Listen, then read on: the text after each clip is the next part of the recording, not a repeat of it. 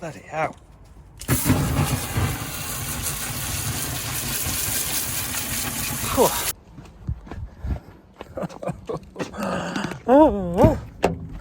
Morning everyone.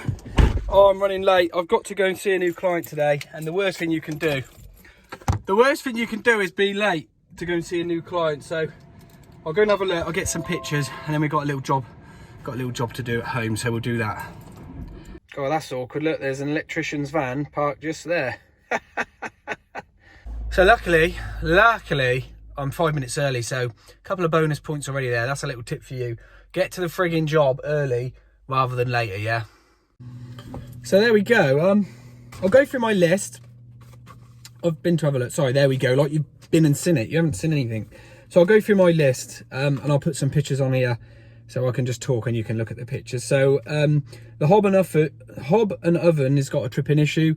Basically, they've had a company, AO, whoever, they've connected the new hob and oven together.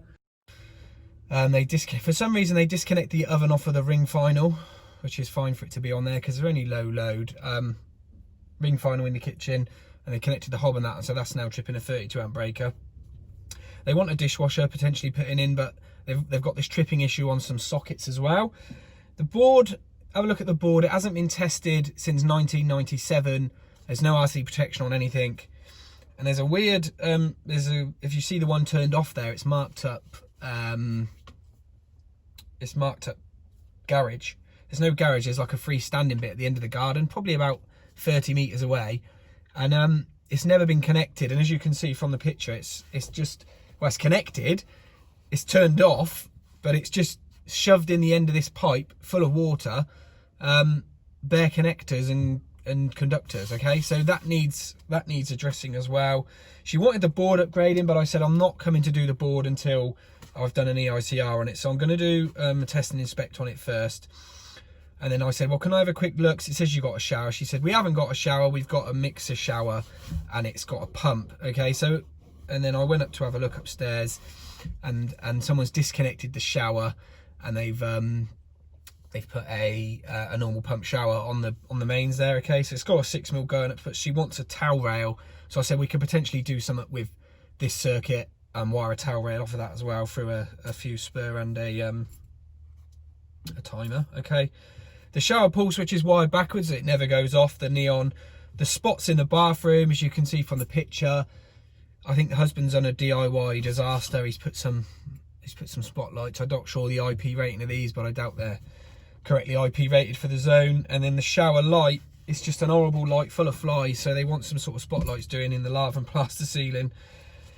That's about it really. There's quite a bit to do, sort of grill out on a fan, etc., but obviously I didn't get pictures of that. So yeah, it's a bit to do. Yeah, I'm going to do an EICR first. So she's got 10 circuits, so she's going to be looking at least £225 just to go and do testing. And there's also, I didn't realise, there's a little workshop as well with a small board. See from the picture, armoured comes in. It's got a 63 amp, 30 milliamp RCD as the mains, and then 3 MCBs. Yeah, I'm going to do an EICR on that as well, so I'll include that. So she's probably looking at £225 for the house, and then £85 for the 3 circuits in the little bit there. So I'll send her the quote.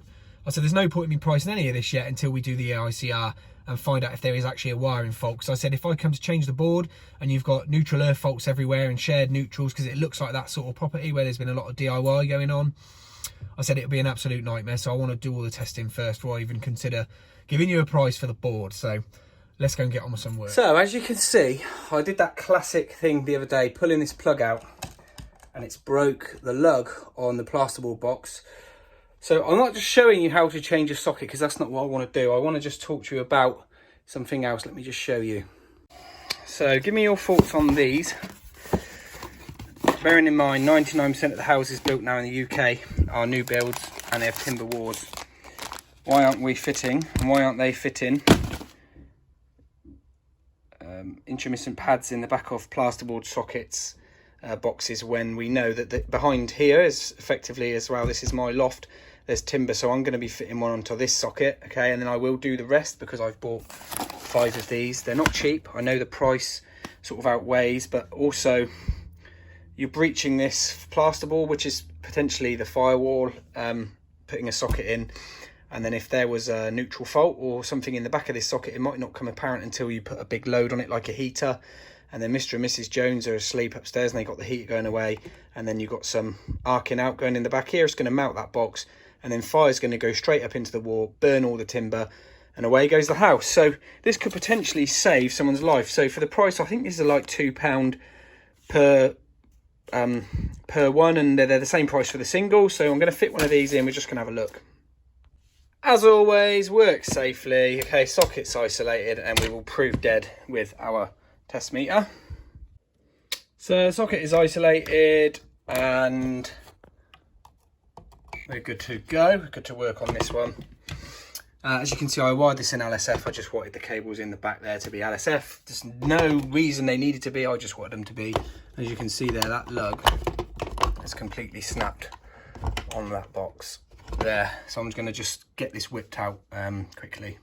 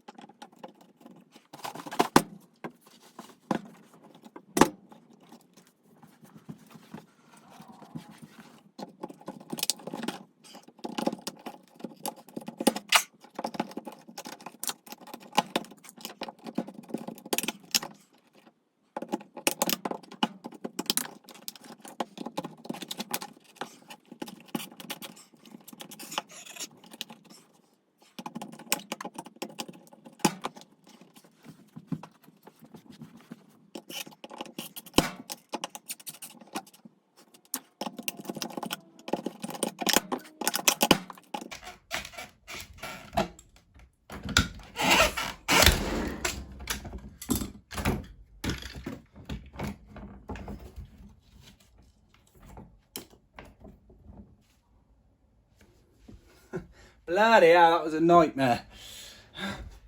So you're thinking, bloody hell, Chris, you made a meal of that. You just completely mullered the box to get it out. But look, when I built this, I put the cables in, then I sellotexed on the back. So obviously I've had to cut the sellotex out, and then it's plied as well, because this is a structural wall effectively. So he's plied, plasterboarded and skimmed, yeah? So now I'm gonna have to sort this paint out, put the box in. I'm gonna bring these cables in the back of the box because I've gone for a shallow box. I don't need the deep one, and I'm hoping that this is gonna be enough depth to click.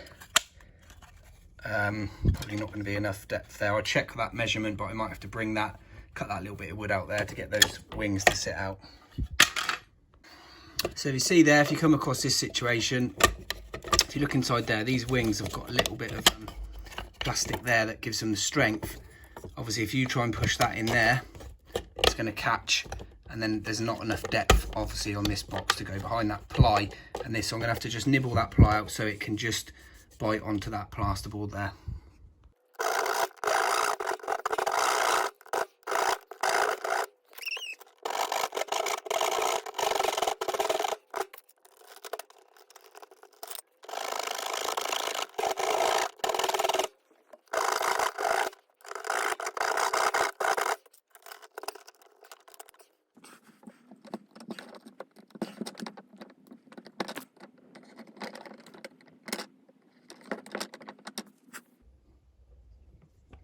Right, we're at this stage now.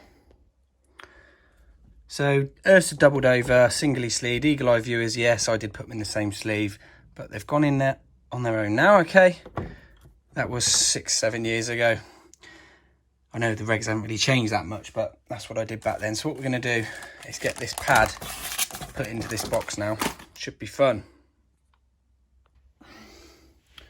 So it basically comes in this nice fetching pouch. Obviously we've got to do something with these cables because it's going to be coming in the bottom of the box there. So it's a bit like plasticine, so it's mouldable, it's workable. So we're going to get him sat in there. Obviously if this was a USB socket, you'd want to you know, have a deeper box, but for the sake of this one, it's absolutely fine. So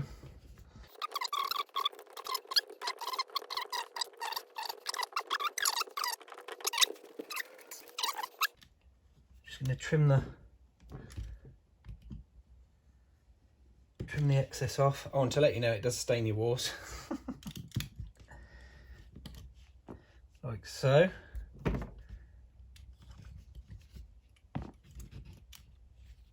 Trim that off.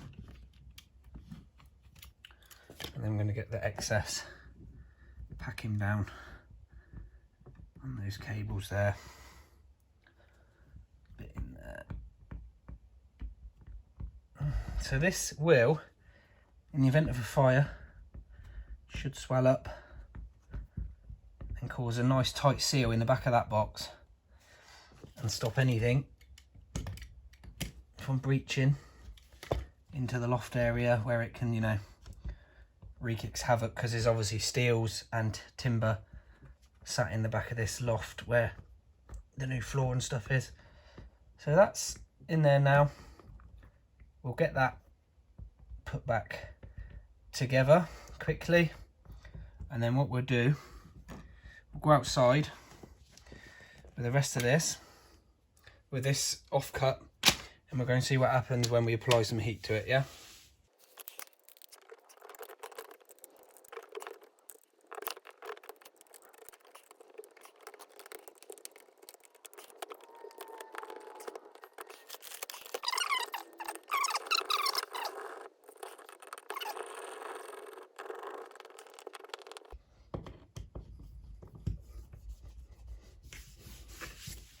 Job done. So what I'll have to do now is just get Chris the handyman to come and make that good.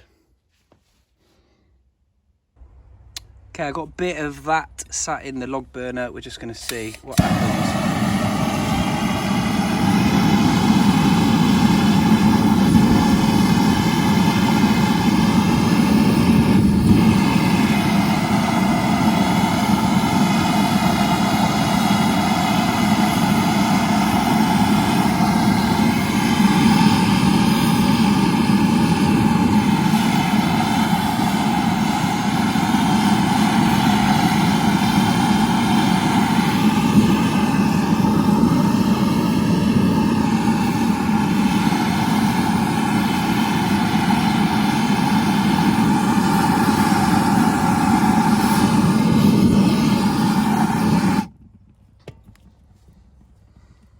As you can see, no matter how much heat I apply to that, it doesn't set fire, then it re-swells. Obviously that's the stick that's on fire at the back there.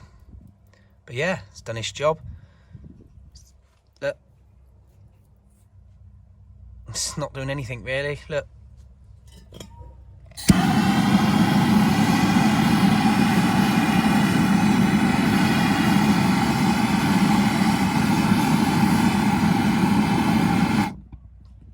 So it sort of smoulders and it goes out instantly. Look, excellent product. Right, one last test before you get too bored. We're just going to go with a box to see what happened if a fire started in the back of there without the intermittent putty, yeah?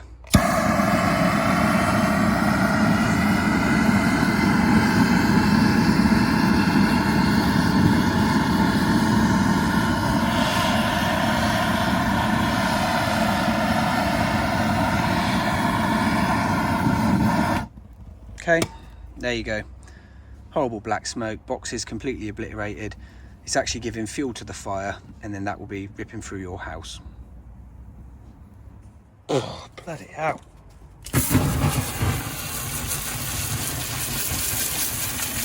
Whew.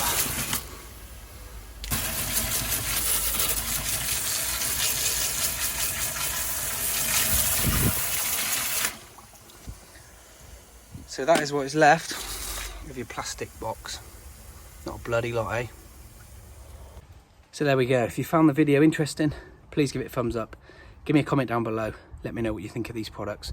I think they're absolutely fantastic, and I will now be fitting these products to my plasterboard boxes in the future. Take care. See you on the next one.